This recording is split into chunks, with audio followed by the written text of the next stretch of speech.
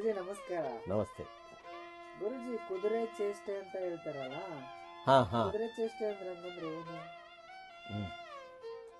ಕುದುರೆ ಚೇಷ್ಟೆ ಅಂದ್ರೆ ಹಲವಾರು ಇದಾವೆ. ನಿಮ್ಗೆ ಉದಾಹರಣೆ ಒಂದು, ಈಗ ಸ್ವಾಮಿಗಳದು ಅವಾಗೆಲ್ಲ ಸ್ವಾಮಿಗಳು ಕುದುರೆ ಮೇಲೆ ಅಡ್ಡಾಡೋದು. ದಪೇದಾರ್, ಪೊಲೀಸ್ ದಪೇದಾರ್ ಕೂಡ ಕುದುರೆಗೆ ಅಡ್ಡಾಡ್ಬೇಕು. ಮುಂಚೆ ಅಂದ್ರೆ ಯಾವಾಗ?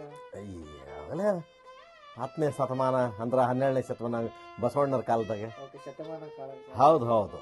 ಅವಾಗೆಲ್ಲ ದಪೇದಾರರು ಕುದುರೆಗಳು ರಾತ್ರಿ ಏನು ಮೇಯ್ತು ಮೇಯ್ದಂಗೆ, ಏನಾನು ಹುಲ್ಲು ಹಾಕಿ ನೀರು ಕುಡಿಸೋದು ಅಷ್ಟೇ.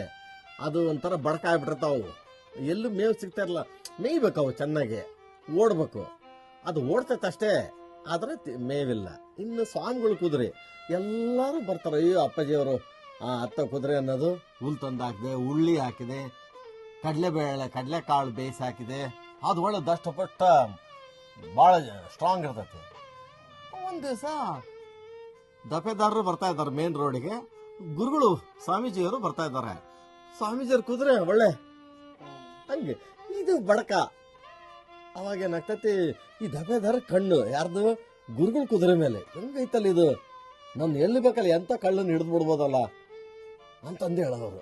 ಗುರುಗಳಿಗೆ ಅವ್ರ ಕುದುರೆ ಬಗ್ಗೆ ಅಥವಾ ಅವ್ರ ಬಗ್ಗೆ ಏನಿಲ್ಲ. ಯಾಕೆ ನಿಲ್ಸಿದಪ್ಪ, ಏನ್ರಿ ದಪೇದಾರ ಆರಾಮಿದ್ದಾರೆ ಅಂದ್ರೆ, ನಿಮ್ಮ ಪಾದರಿ ಬುದ್ಧಿ, ನಿಮ್ಮ ಆಶೀರ್ವಾದ ಅಂತ ಬುದ್ಧಿ ನಾನೇನೋ ಇವತ್ತು ನಿಮ್ಮ ಹತ್ರ ಕೇಳ್ಬೇಕು ಅಂತ ಮಾಡೀನಿ. ದಯವಿಟ್ಟು ಭಕ್ತರಿಗೆ ಅಸ್ತು ಅನ್ಬೇಕು, ನಾನು ಕೇಳಿದ್ ಕೊಡ್ಲೇಬೇಕು ನೀವು ಅಂತ. ಕೇಳಪ್ಪ, ಅದ್ರಾಗ ಏನೈತಿ ಕೇಳು ಅಂತ. ನಿಮ್ಮ ಕುದುರೆ ನನಗೆ 1 ವಾರ ನನಗೆ ಕೊಡ್ರಿ, ನನ್ನ ಕುದುರೆ ನೀವು ತಗೊಳ್ರಿ ಅಂತ. ಸ್ವಾಮಿಗಳು ನೋಡ್ರಿ ಕುದುರೆನ ಬಡಕ, ಅಯ್ಯೋ ಪಾಪ ಅಂದರು. ಆತಪ್ಪ ತಗ ಅಂದ್ರು. ಅವ್ರ ಕುದುರೆ ಇವ್ರು ತಗೊಂಡ್ರಿ, ಇವ್ರು ಕದ್ರಿ.